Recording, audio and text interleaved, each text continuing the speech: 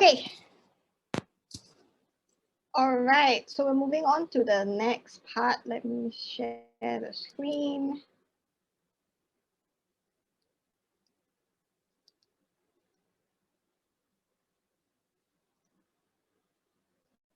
Okay, so this part all already is about teaching approaches. Okay, so for the next 4, 5, and 6, the few things that we're going to address is teaching approaches in terms of how do you individualize and differentiate instructions and the work you give and things like that. How do you manage with language because they have language issues, and how do you talk to someone, or how do you give instructions to someone who has a language difficulty? Okay, and obviously managing change because like we said, change is very difficult. Okay, so for this part, we're going to talk about 4 things, which is rewards. Don't tell me, show me basically means we'll talk about this in a while. Visual supports, how do you give expectations, and how do you make use of rewards and motivations. Okay, I'm not going to go into the slides one by one for this part. What I'm going to do is do an activity, and hopefully you remember, you can read in terms of the details on the slides, but hopefully this activity just answers all the questions. Okay, so what I have now, if you guys want to turn on your, for those of you who can, turn on your videos, cameras, whatever.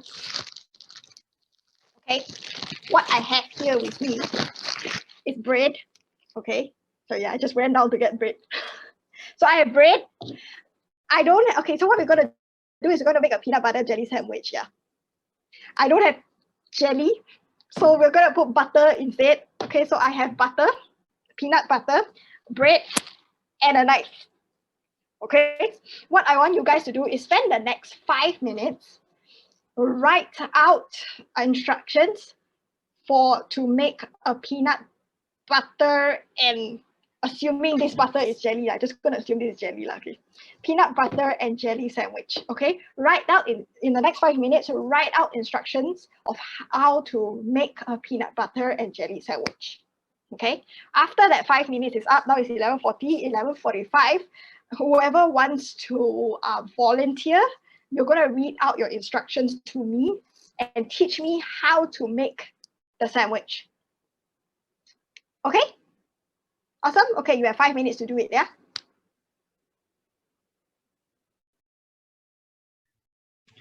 Sorry, not in the chat, right? We're just writing it in a paper.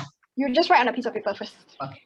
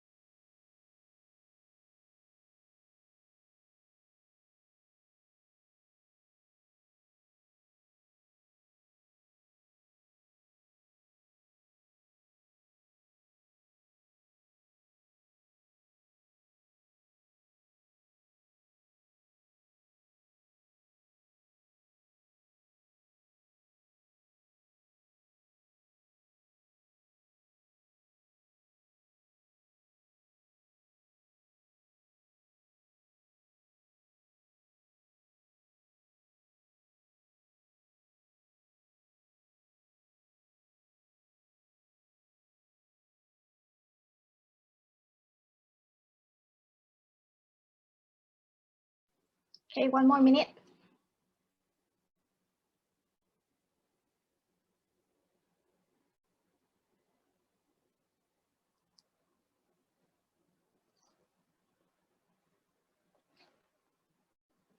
Okay, so some of you have yours already done. So we only have time for one person. So who wants to volunteer to give me instructions on how to do a peanut butter sandwich? Anybody wants to volunteer?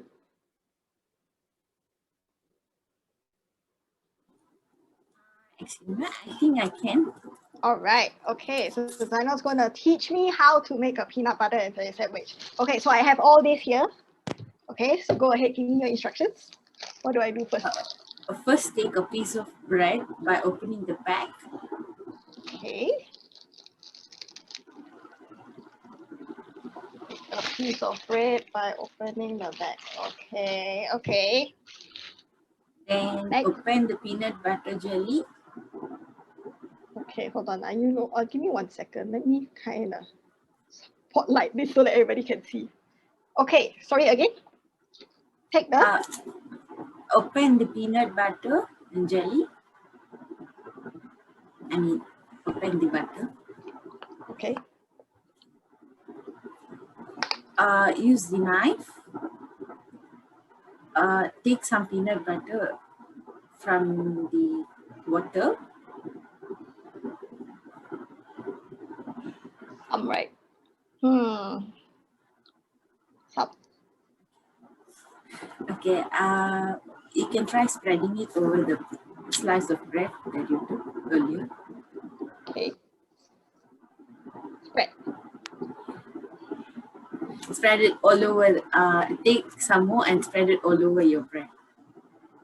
Take some more. Peanut butter. Okay. And spread it all over the bread piece. Okay. Okay. And then what else is in your? Can you read out your instructions some more? Take some jellies from the other bottle.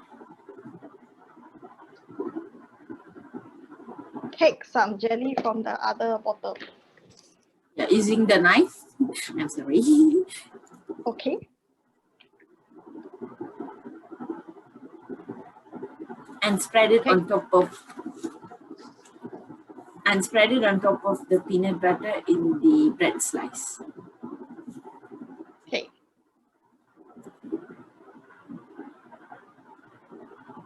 Okay.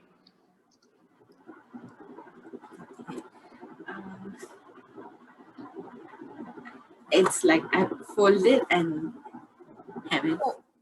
Fold it.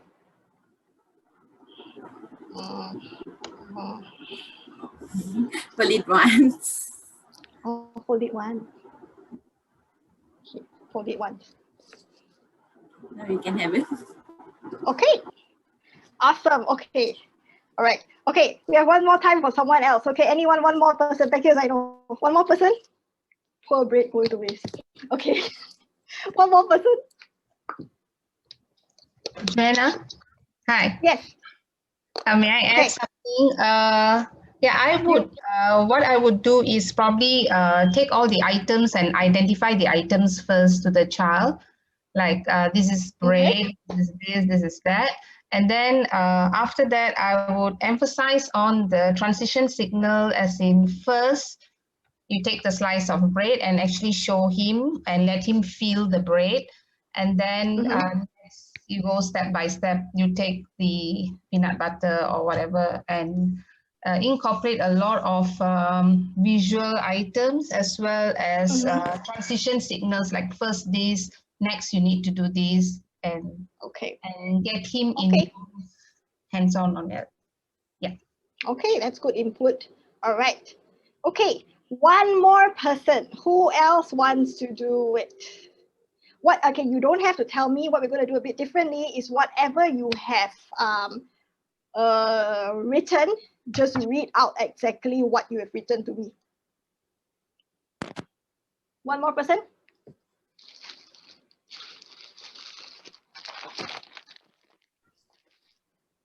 Shall I choose someone?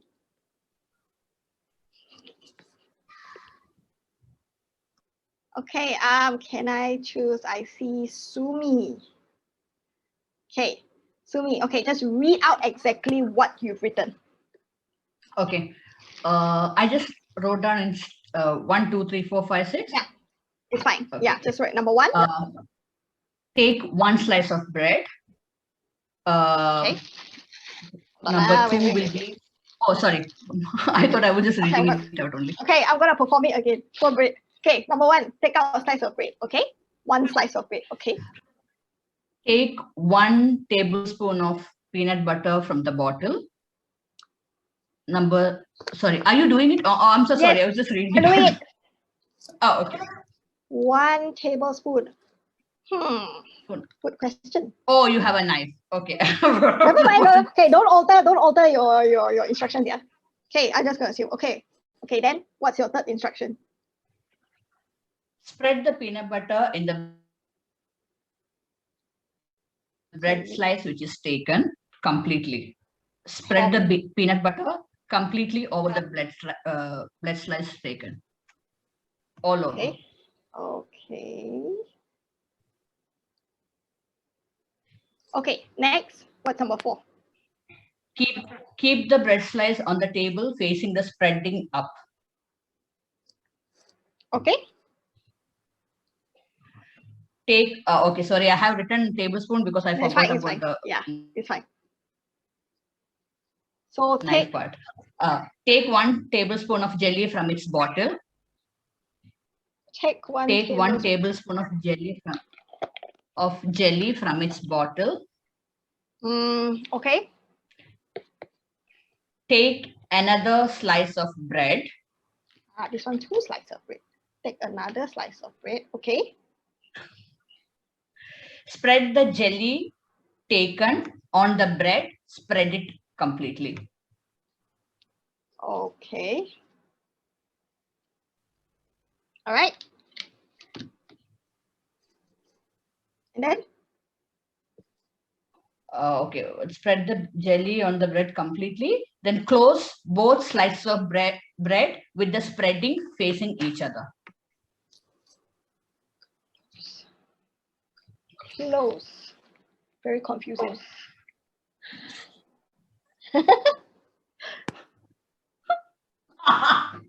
Never mind, continue. What's your next? This one?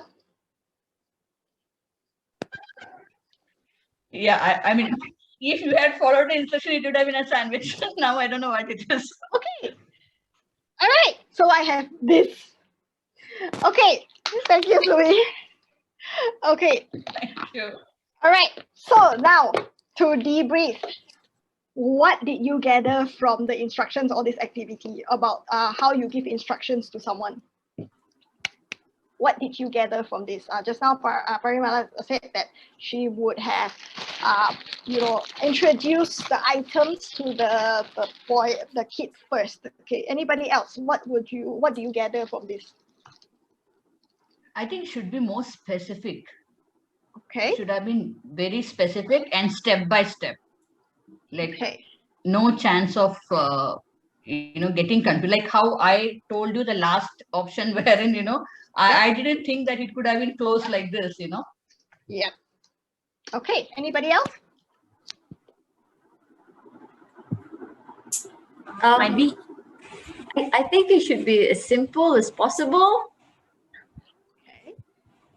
As simple as possible. Jenny said it's very difficult to follow the instructions. Okay. Anything else?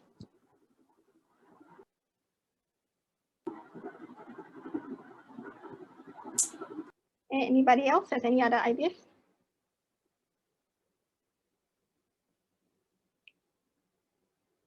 What would you have done differently? might be in a detailed way, like to do some more.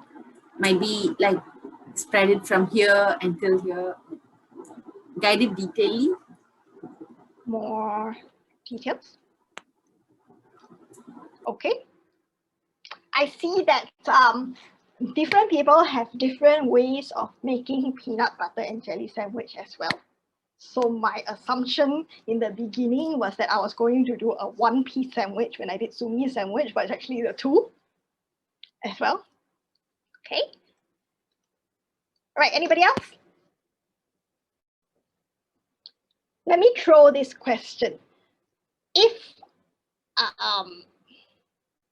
I didn't use you, this was verbal instructions, right? That you're giving me and stuff like that.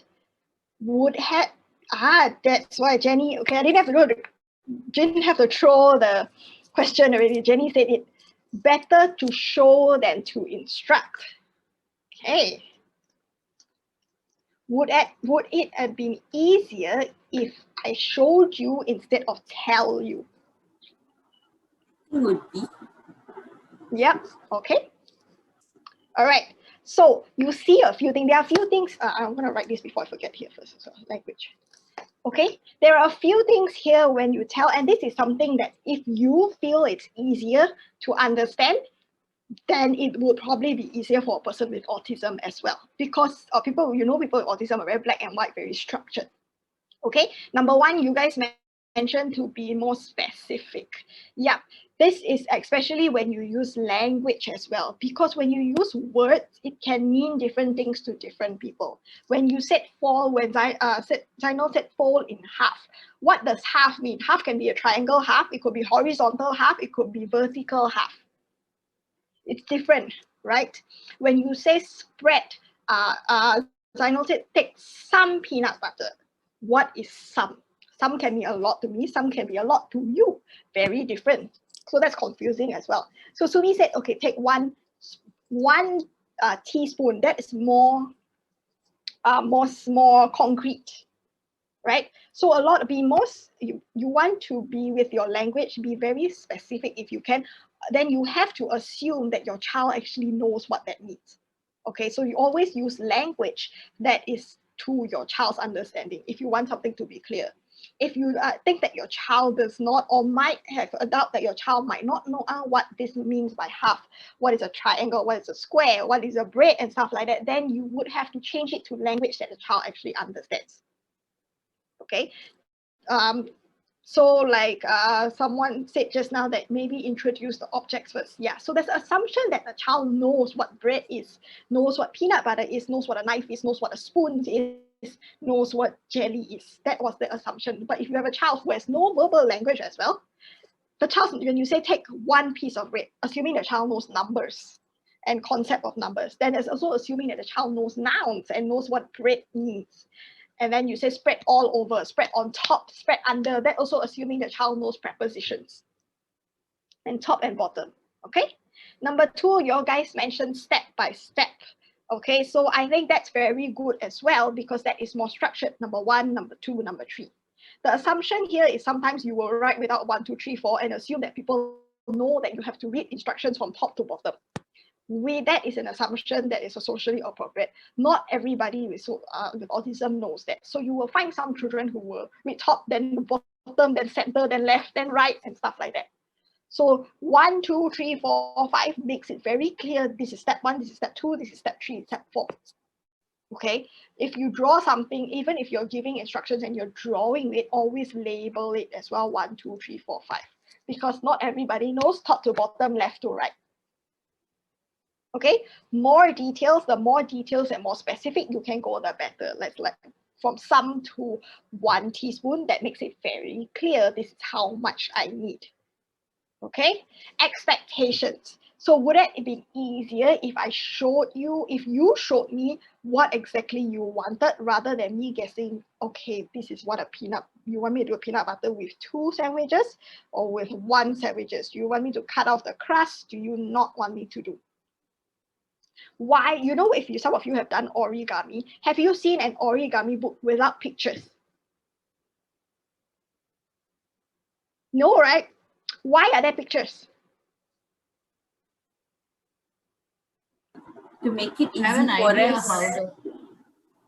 Yeah, so to explain to this one, this is exactly what you're going to do, right? Yeah. Because So you know if I what the say, end product will look like. yes, correct.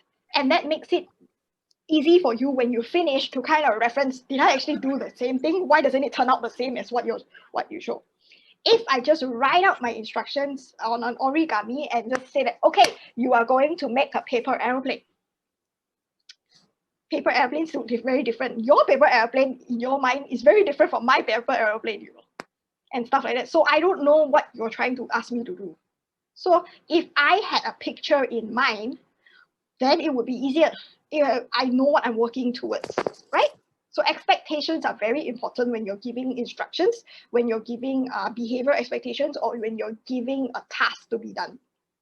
This is what I expect from you. And then the child can kind of regulate themselves. Okay, this is what I need to do to get there. Okay, expectations of behavior, everything.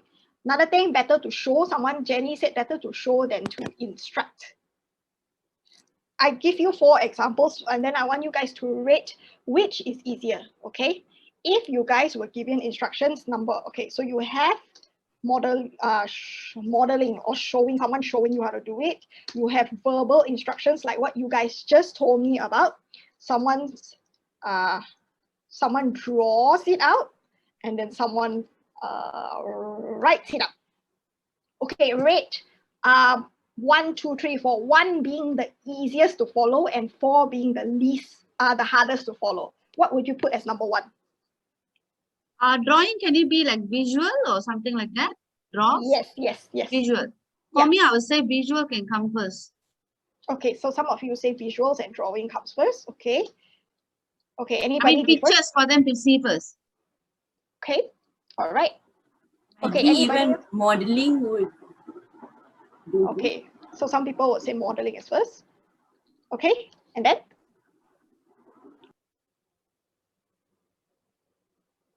Next, what will be number 2?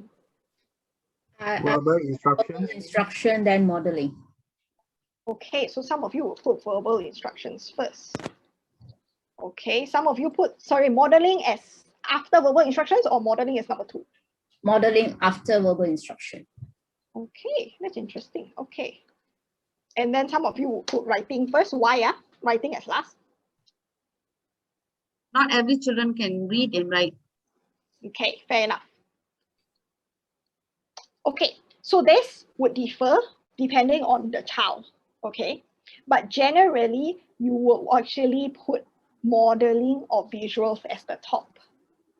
Okay, assuming baseline that everybody can read, the child can read and write and stuff like that. Obviously, if the child cannot write, then writing is out of the question altogether. Okay, but generally you will put visuals and modeling as first. Some of you say it's better to show than to instruct. Why? Because modeling and visuals or drawings are concrete. The memories. Yes, it gives you very clear expectations. This is what is happening step by step.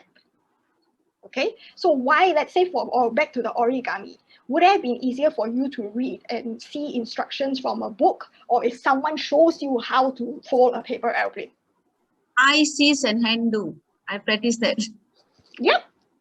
So it's easier to actually see someone doing it and show you how to fold a paper airplane rather than kind of trying to figure it out through pictures, even if they give you pictures on okay? So depending on what exactly you're teaching, sometimes modeling might work better than visuals, sometimes visuals work better than modeling. Okay, so but interchangeably most of the time. So drawing is one of a type of visual as well. Why? Because it's concrete.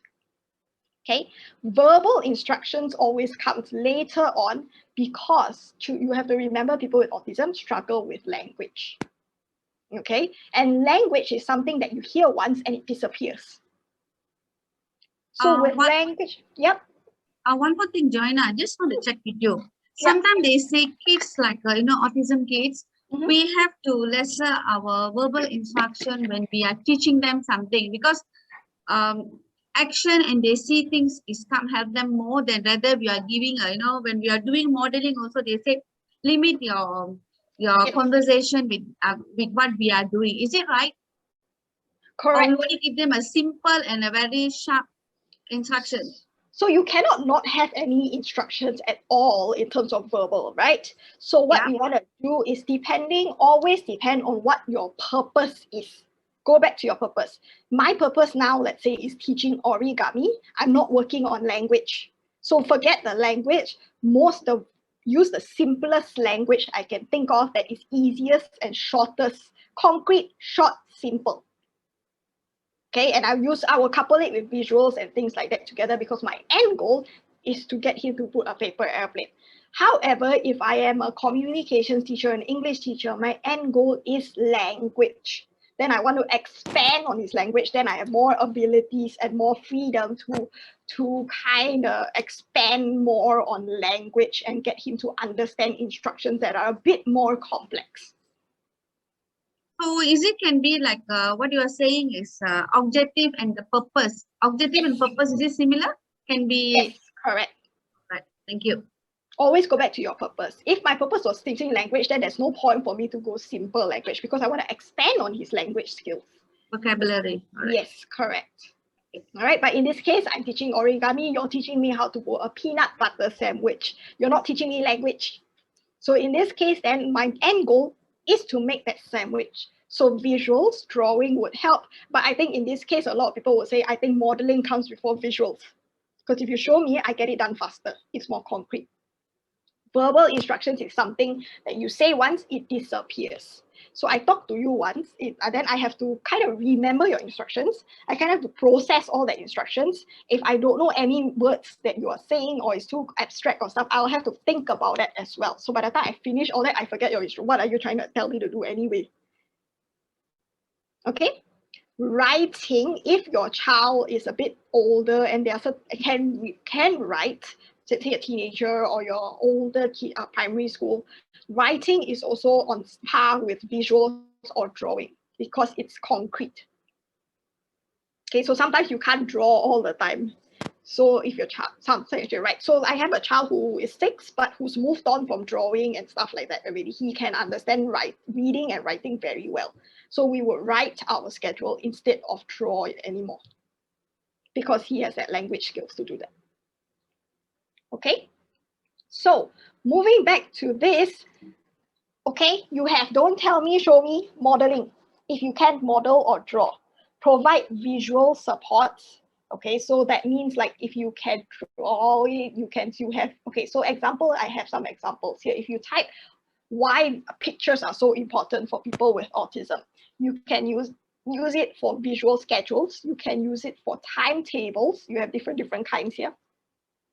You can use it when you are trying to tell someone or instruct someone the steps on how to do something. Okay, so there are a lot of kinds of visuals that you can use. Okay, timetables and structures are one of it because that is very obvious. Okay, so you want to have structure throughout your day, right?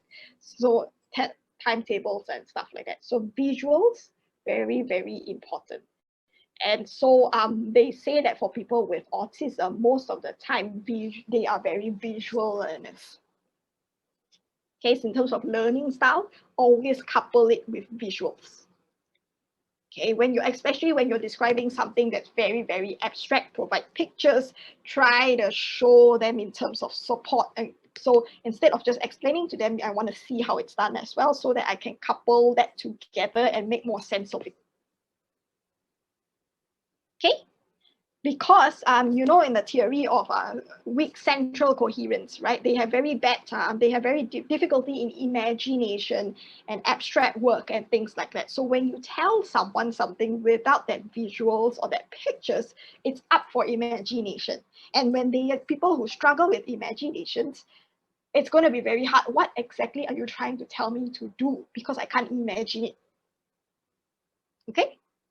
Another thing, expectations, right? Like I said, always provide expectations with case in point, like the origami. If you didn't provide expectations through like this is your end goal and this is what you're supposed to do, it's very hard for you. If they didn't tell you in the title you are going to fold a paper airplane, they just give you 10 instructions, 1, 2, 3, 4, 5, 6, 7, 8, 10, and there was no picture as well. You are very clueless. What exactly is this trying to tell me to do? They gave you a title, then you knew, okay, that was the expectation, paper airplane. And then they give you a picture as well. Okay, this is the type of paper airplane that you're asking me to draw. Okay, so I think it was in a previous class, the advanced diploma class, we did another activity that was very similar, but it was drawing a cat. Okay, that was one expectation. But then the teachers, so we broke out into groups, and then the students were not told what they were supposed to draw. Okay, so they weren't told that they were supposed to draw a cat. All right, so that was one thing. And then obviously they weren't told what kind of cat you're supposed to draw. So some drew things that remotely looked like a cat, but it wasn't a cat, because that was the assumption that based on what you gave me, I just draw. So some didn't even turn out as a cat. It was like a, what was it that the person drew? It wasn't a cat, it wasn't an animate object as well. It was an inanimate object altogether. Okay, for those of them who managed to figure out it was a cat, some figured that in their head, it was just a cat's face and it was frontal facing. Some people drew a cat with the body and everything else because in their head, that was the picture of a cat. Some people drew a cat facing the side because in their head, it was a side. So what is right and what is wrong? And the teacher would, then whoever was the teacher was saying, that's not what I expected you to draw. And then you get a wrong for it. But that's not fair because you didn't tell me what it was. You didn't tell me I wanted a front-facing cat and only the face, not the body. Okay, so expectations. Okay, and the last one is rewards and times to be autistic. Okay, when you talk about rewards, let me go to the slide for rewards, yeah.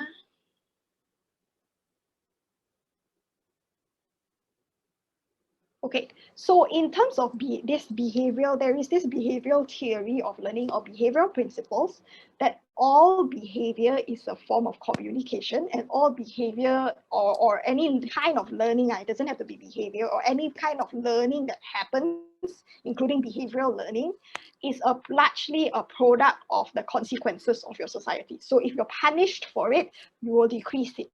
If you're rewarded for it, you will increase it.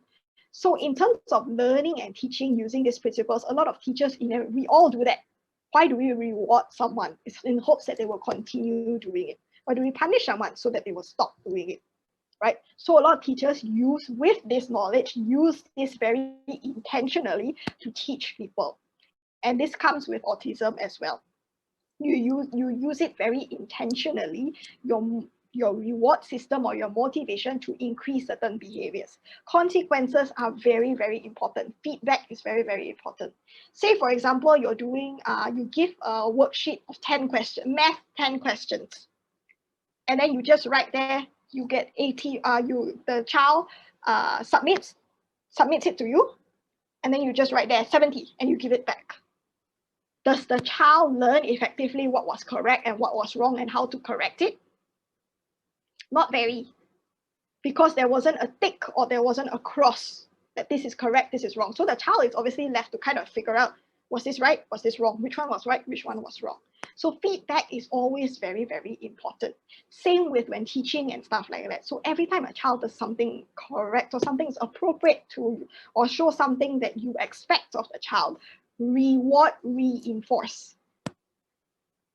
That itself is feedback that, oh, the child learns, oh, I got rewarded for this, means I must have done this correctly. So there's a higher chance that the child will continue doing it in the future. Okay, the other thing is time to be autistic is to remember that autism is part of their nature. So there are times that they need to stim, they need to let go, they need to be themselves. If we continuously 24 hours a day, no, this one cannot, no, that one cannot, you need to change this, you need to change that, and stuff like that, you will find a lot of people with autism with very, very low self-esteem. Because they're always like, oh, correct or wrong, then they're always tiptoeing and stuff like that. And part of their nature also, they need to stim, they need to regulate and stuff like that. So obviously, then you will have to give them time to engage. It's just part of them. They're in being themselves being an individual with interests and likes and dislikes and stuff like that. Obviously, the thing is with a lot of parents are concerned that they become very obsessive of it and preoccupied 24 hours a day. So what you can do is use this to your advantage. They have certain stimming interests. They have a lot of preoccupied obsessions and stuff like that. You can use that to your advantage so they can still have it, but you limit it as rewards. All right, so you yourself, it's a double, twofold thing. You manage the time that they can use it and they still get themselves being individualistic of themselves and being special to themselves, but you also limit the time so that they don't preoccupy themselves 24/7 with it, that it becomes disruptive. Okay? Great. That's it for that part. See, very fast. Okay, so next one is about language. Okay, so now we've talked just now about giving instructions and stuff like that. So in terms of language, you know language styles, okay? Language, the power of language, very important, okay? So what do you use language for? Before language, you need to have play skills, you need to have language skills, you need to have attention skills, you need to have listening skills. These are all pre-academic skills, okay? When you don't have attention skills, it's very hard for you to listen to someone and pay attention to someone. If you don't pay attention, you cannot respond. Play skills is part of developing language, because when you talk about communication, you talk about developing ideas, developing imaginations, describing what that means and things like that. Okay, obviously then language itself, before communication, you need to have language. Okay, so with language, these are the language profiles that are very common for people with autism. Okay, so you have the words that they know, the flow of language. What affects them is the words that they know, the vocabulary, the flow of language, the words that they can recall, also how they use that in narratives. Okay, let me break it down. The words that they know. Okay, so you have receptive concepts, and the words that they can recall, those are expressive. Words they know is receptive, what you understand. It's your vocabulary. You don't need to express that, but you have to understand. If you have receptive, then only you can have expressive. That is a different skill set altogether. I must know the words before I can think of the words to say. And sometimes a lot of people, I know that word, I cannot say it out. So expressive is also another skill set. Okay, so you must have both, right? Then after that, with language, you also have to have the flow of language, which means whether do I have a statement or a question? When do I use a question mark? When do I raise my intonation of voice? How do I sequence? First is this, next is that, last is that, and stuff like that. Okay, and with that, then you have grammar, of course. Grammar needs to be very important when you construct a sentence. Okay, if the sentence is all over the place, it's not effective as well. Okay, so the difference with people with autism in terms of their language profile, you will find some kids who do not develop spoken expressive language abilities. Some never do at all. Some do, but it's delayed. Or on the other spectrum, some are very good at language. Their language is way high, their vocabulary is so extensive and things like that. But what is the same is that they usually cannot sustain or have difficulty sustaining a conversation or a communication. Okay, so the language profiles will be very, very different, but that's all just language. Communication is the hard part. Okay, so very, very different degrees. Some children give you one word reply, some are so extensive vocabulary and things like that. Okay, So what happens then is that typically not all children are like that, but this is a very stereotypical profile. Okay, difficulty in processing language as well. So when receptive language is difficulty, if it's too long, like just now when we were talking about the peanut butter and jelly sandwich, if you gave me a one-page essay, very hard, right?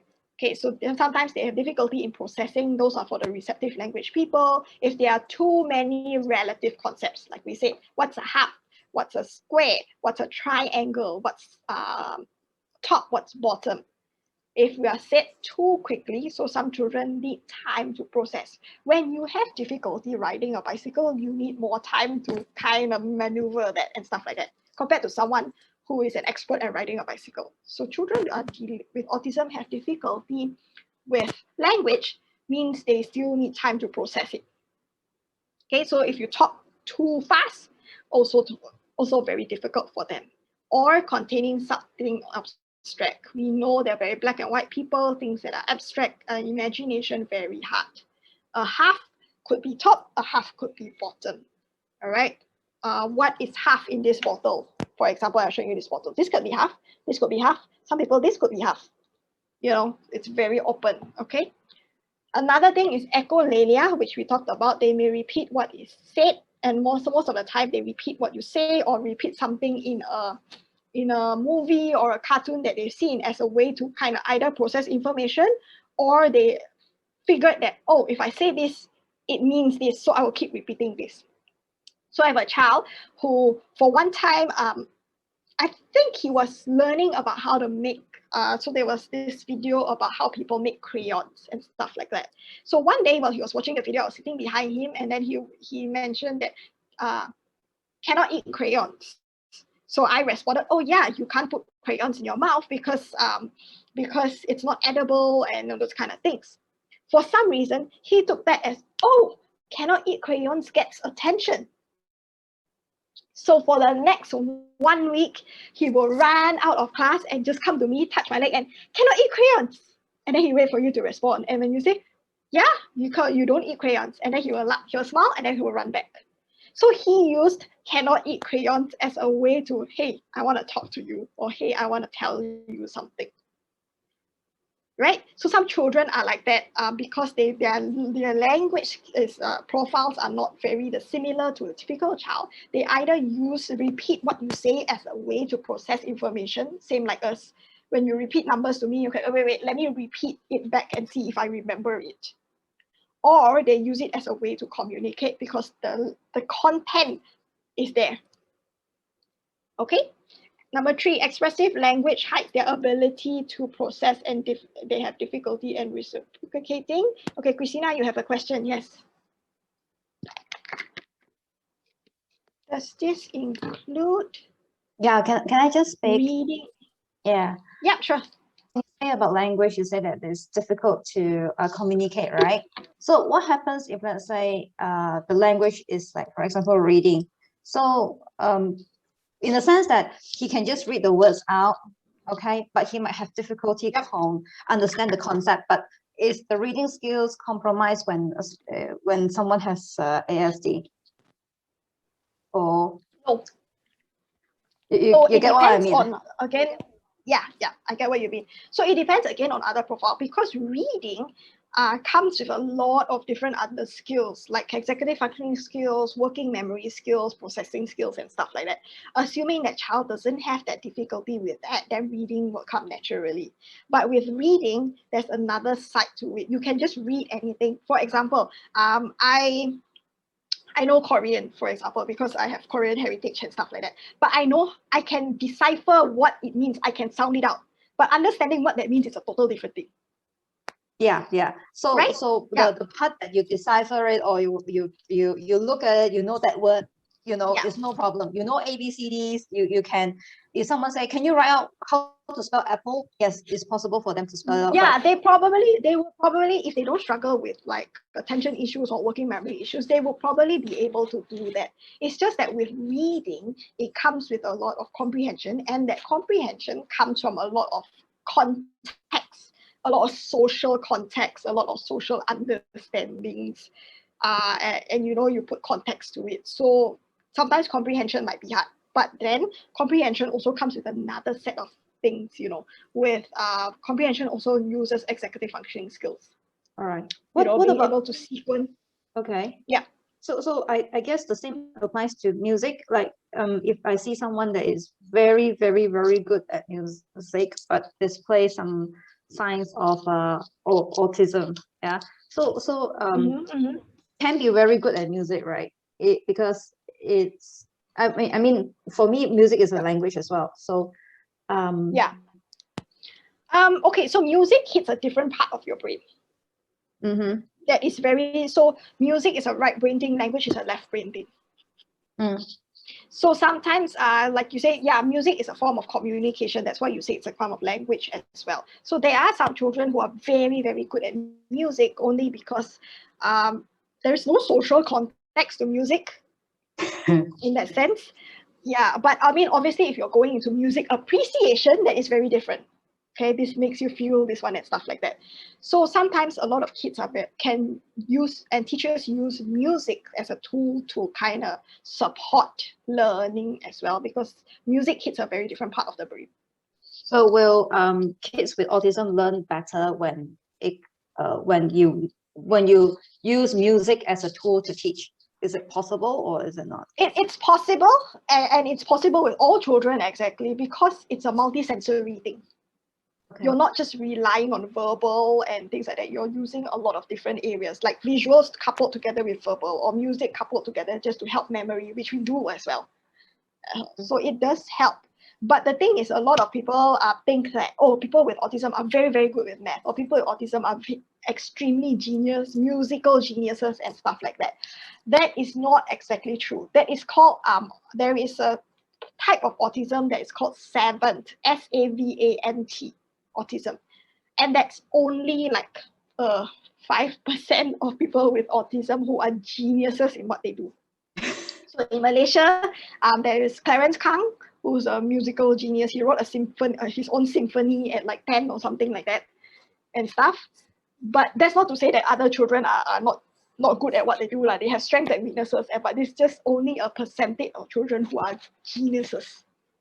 Any examples of very, very famous people or very capable people with this seven autism? I know in Malaysia we have Clarence Kang. 7 autism. Let me think. scientists or musicians or anything like that? Who else? At the top of my head now, I can't remember any people. Let me think. If I'm not mistaken, Albert Einstein used to have dyslexic. Yeah. You know the movie, if some of you watch the movie Rain Man? Yeah. It's basically on a guy called Kim Peek, and he can memorize a lot of things, and he memorized, I think, everything word for word in the Bible and like in geography and 15 other areas or something like that. And there are some kids who are extremely good at like memorizing train stations and details of, and drew out. Oh, there's this one guy who drew out the entire map of New York by memory. So there are some kids like that, but then socially they're all very awkward. Okay. All right, so language as well. Okay, so in terms of how we teach, then again, we talked about just now in terms of instructions that we are giving. Be careful of when you give instructions, obviously talk to someone face to face, because some of them don't look at you and there risks them missing out the words that you say. Okay, be simple, short and concrete with your instructions. If you have a very long instructions, break it up. Okay, speak slowly because of processing. We talked about monitoring your language and vocabulary. Okay, so be specific, be detailed, use words that they can understand. And the last one, do not use metaphors, idioms, or sarcasms, because those are very up to interpretation. Okay, the sarcasm is something that you need to interpret. You need to look at the social situations. You need to look at voice language. I have a boy who got so freaked out when they were teaching him, oh, go and break a leg. And he got so freaked out. He's like, huh? What am I supposed to do? Why break my leg and stuff like that? And we're like, no. What it basically means is, you know, this and this and things like that. So try not to, unless you are teaching language. But if you're not, then try to stray away from it. Okay? So this is just, we talked about a range of communication skills, can be socially awkward, they have very difficult. So in terms of communication then, talking to someone two-way can be very difficult. Okay, because they might not either understand the two-way rules. Like after I speak, then you speak. After you speak, then I speak, you know, as a way to reciprocate. So sometimes also they don't understand that different people, you have to use different talking styles. You wouldn't use, especially like let's say Korean, for example. They have the formal language and they have the casual language. So you wouldn't speak casually to the prime minister, for example. So over here as well, you wouldn't use short forms like LOL and all those kind of things if you're speaking to the prime minister or if you're speaking to the king. You know, that kind of thing. So they have difficulty adjusting to that kind of thing. Sometimes you talk to your friends, you can be very rude and casual. But then if you talk to your teacher and people are like, oh, very rude to talking to an older person like that. Okay, that's social rules as well. Yeah, and social limited understandings of how to use that social context and understanding words and jokes and stuff like that. Okay. So then with communication skills, then there is a difficulty in building relationships. Okay, so it just goes to another extent. They have limited understandings of that and building relationships. So how do you teach social skills? Because social communication skills. So some people use what we call social stories, which is basically breaking down. It's a story that you write on your own. To explain a social situation to a child. For example, let's say Hari Raya. And Hari Raya, Chinese New Year like easier. Chinese New Year, and within Chinese New Year, you're going to be very overwhelmed because there will be a lot of people coming to your house. People are going to keep asking you to wish them, and then you have to take an ang pao. There's going to be a lot of firecrackers, noise, different food, different people coming. So social stories just breaks down and explains this is what's happening, this is how you can predict, this is what's happening, and what you can do about it. If you feel overwhelmed, strategy 1, strategy 2, strategy 3, strategy 4. Those are social stories, which you can just look up online. There are a lot of kinds, or you can make your own. Okay?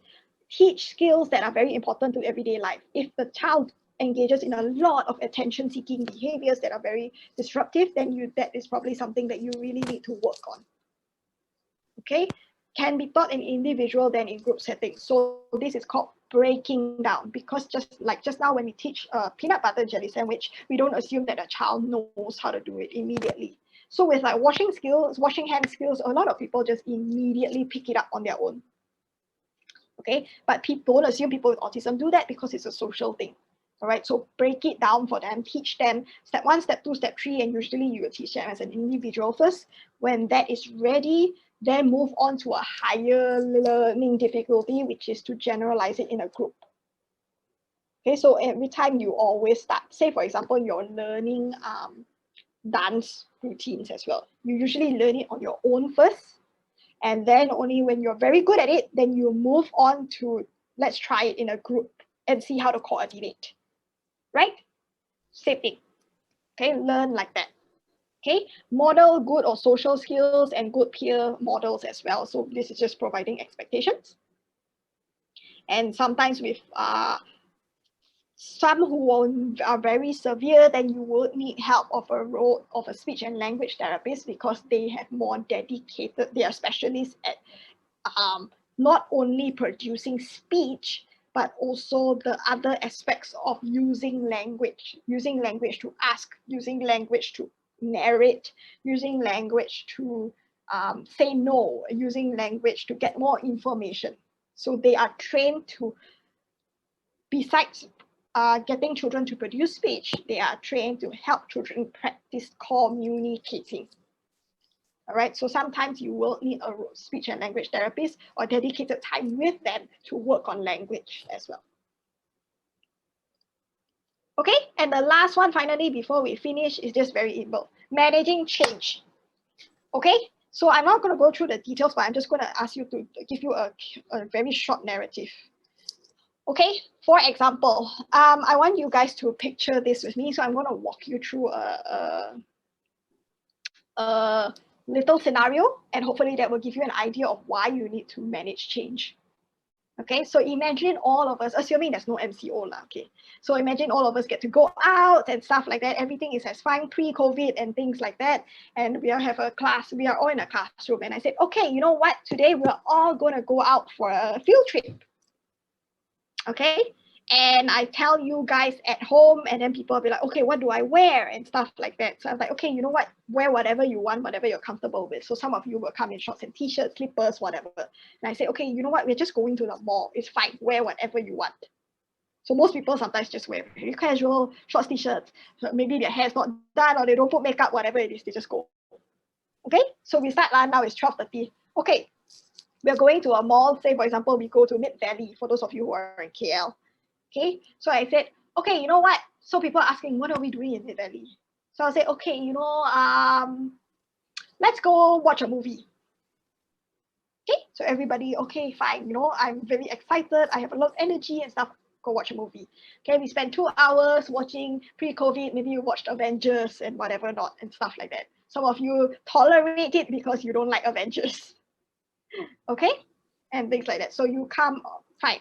And then you come out of it, and then I said, oh, okay, right now, you know what, let's go, everybody's hungry, let's go eat. Okay, so we take time. Everybody's still okay, right?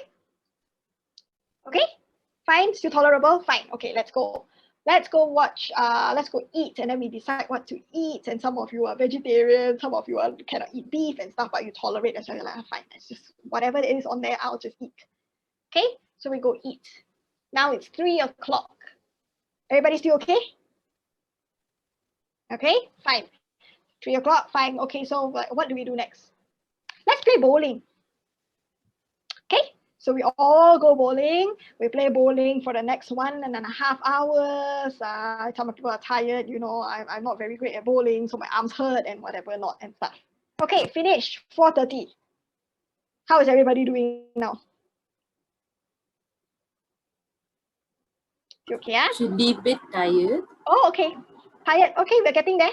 Okay, 4:30. So people are like, are we still there? We've done so many things already. But I was like, we are not done yet, everybody. We are gonna go to the arcade. Okay, so I drag everybody to the arcade, okay? We spent 2 hours running up and down the arcade, doing this and stuff like that. Now it's 6:30. Okay, let's find 5:30. Okay. All right, so we finish. I gather everybody together. Okay, so now how is everybody feeling? Tired, exhausted. Exhausted already, yeah, overstimulated already. Okay, Yeah. I'm not gonna let you go yet. So 5 o'clock, we still got time, everybody. There's another I'll movie. cry. You're already melt down already. Some people melt down already, yeah. Okay, so I'm like, okay, we're not done yet, you know. And there's another movie I want to watch. We're gonna watch the second movie. Let's go. So how now, everybody? Again, another movie. Cover face, don't want to follow. Okay, see all that. Finding excuse, stomach pain, want to go toilet.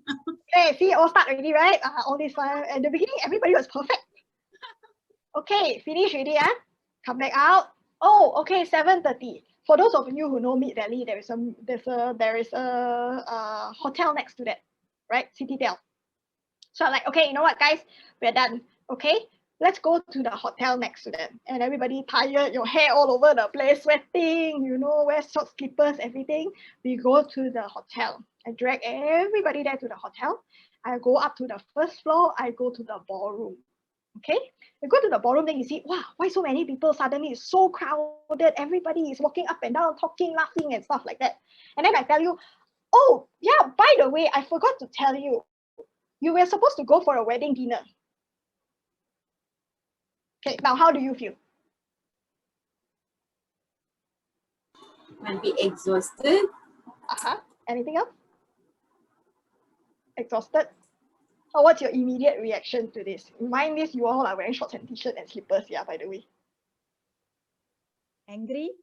Huh? Why? Tired? So not Tired. sleepy? No, probably be angry by then. Okay, so you're very angry already. Yeah, could have like told us like in advance what we're supposed to do for the day at least, you know? Or- Exactly. That's what you're coming to. Exactly. Everybody will be like, you could have just told me in advance. Number one, if you told me what I'm supposed to do throughout the day, I would probably kind of like energy wise and, kind of thing, try to, regulate myself towards the end to get there. Number one. Number two, you could have told me about going for a wedding dinner. I'm not dressed.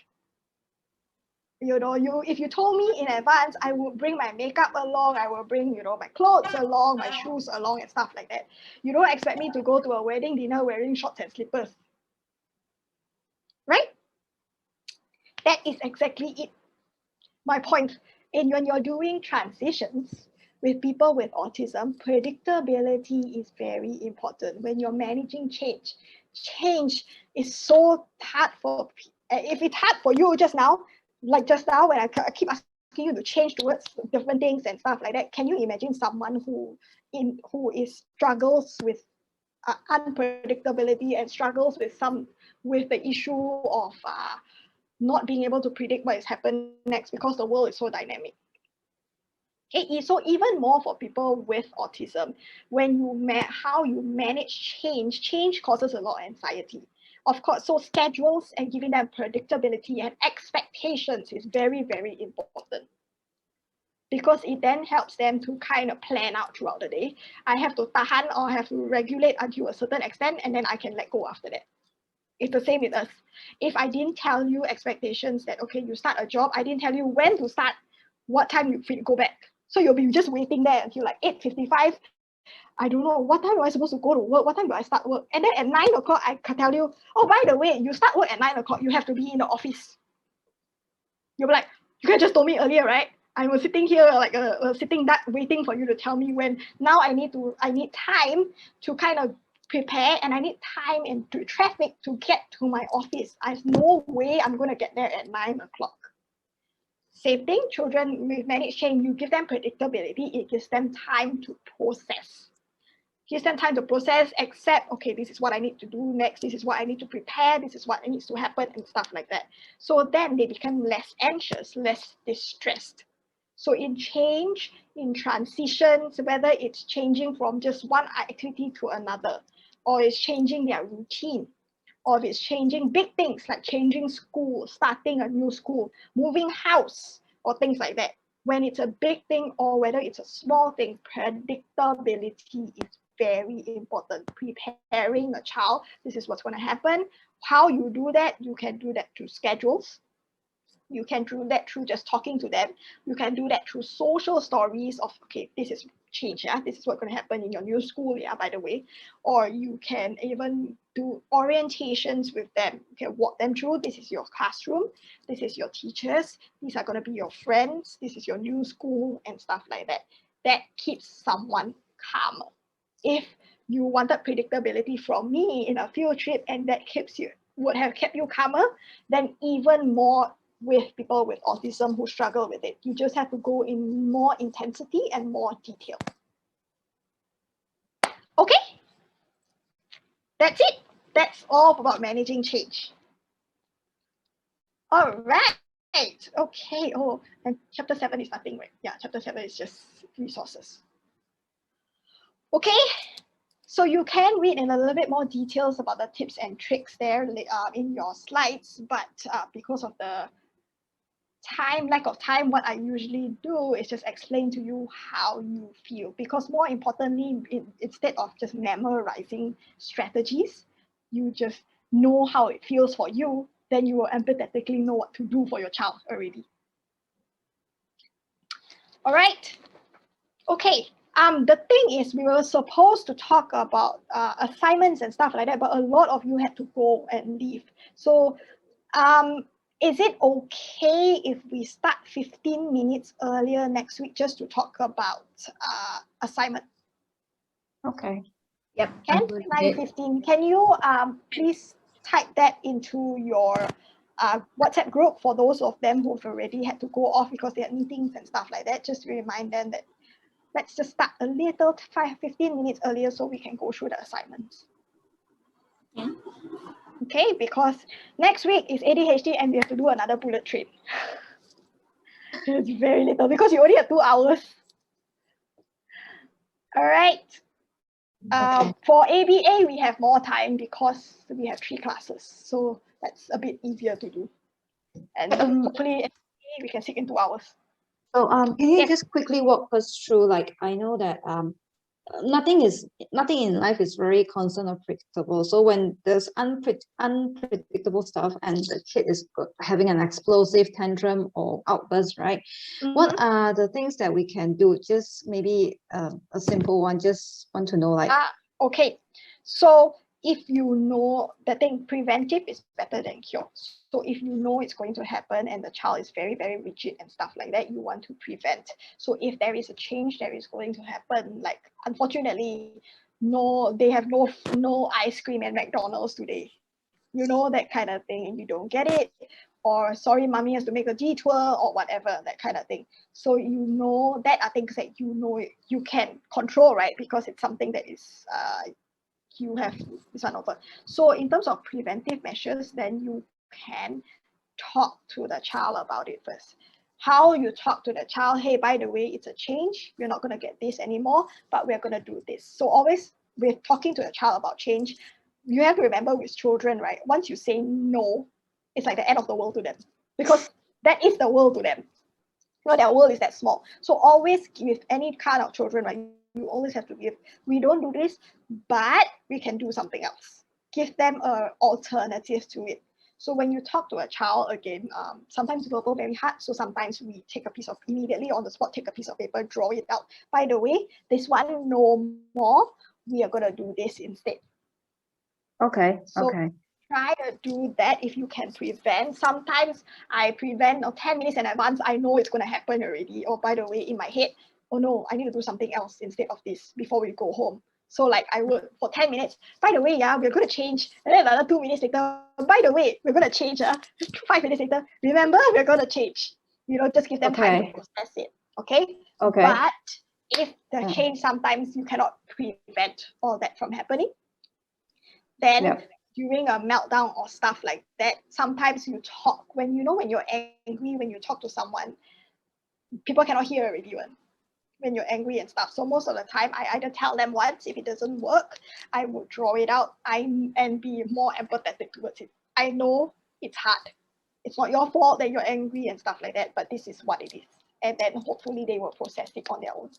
Okay, so just let them be, just let out everything until they are exhausted and tired and feel sometimes, like. you also need to kind of redirect them towards, you not get this, but we can also still do this.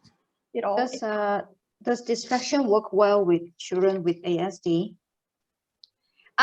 It works with everybody, every kid actually, when you just redirect it to them something else. Okay. Okay. Yeah. So sometimes, because you have to come from understanding, it's not that they want to melt down or stuff like that. Even typical normal kids or toddlers will melt down when you change something or you don't get something, and you have to come from an understanding. It's hard. It's really hard. Their world is just that small. Okay. Yep. Okay. Thank you. Okay. Thanks. All right. I guess that's it, everybody. If you have any other questions, you can email me, or you can just get in contact with me if you really need to know something else. I can spend the time explaining that to you. Okay, thank you, everybody. Thank you. Bye-bye. All right, have a good weekend. Excuse Bye. me, miss. Thank you. Yes, I know. Sorry, before that. So the rest of you who have no other questions, you can Thank you so much. go ahead and. Okay, bye. Yes, I know. Yeah, I have not attended the last week class because I joined the lead. Can you just give me an explanation on the assignment if possible? The assignment, we haven't discussed it with everybody yet. So next week, we will come a bit earlier at 9:15 and then discuss that. Oh, sorry, for the rest of you, the extra slides and everything will be up on the Google Drive. Yeah. Thanks. I think I have it, so you don't need to remind me. I know today. Maybe next week. for ADHD if I have extra stuff. Okay, thanks. Thank you. Okay, everybody else, any other Thank things? you. Bye. All right, bye everybody.